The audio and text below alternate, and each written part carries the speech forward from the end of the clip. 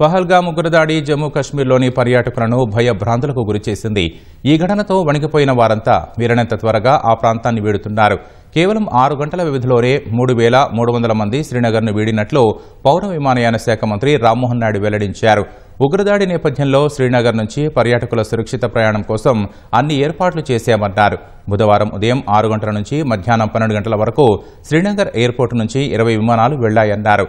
ప్రయాణికుల సౌకర్యం కోసం అదనపు విమానాలు అందుబాటులో ఉంచామని ఎక్స్లో పోస్టు చేశారు. కశ్మీర్లోయ నుంచి అతిథులు వీడుతుంటే తన హృదయం ద్రవిస్తోందని జమ్మూ కశ్మీర్ సీఎం ఒమర్ అబ్దుల్లా ఆవేదన వ్యక్తం చేశారు. అయితే వారు ఎందుకు వెళ్లిపోతున్నారనుకుంటున్నారో తాను అర్థం చేసుకోగలనన్నారు. ఉగ్రదాడి అనంతరం 90% జమ్మూ కశ్మీర్ పర్యటన బుకింగ్లు రద్దయినట్లు ఢిల్లీలోని పలు పర్యాటక రవాణా సంస్థలు వెల్లడించాయి. అటు కశ్మీర్లోని పర్యాటక ప్రదేశాల్లో సెక్యూరిటీ గ్యాప్లను భర్తీ చేయాలని సైన్యం, పారామిలిటరీ బలగాలు భావిస్తున్నాయి. ఆయా ప్రాంతాల్లో శాశ్వతంగా బలగాలను మోహరించాలని యోచిస్తున్నాయి.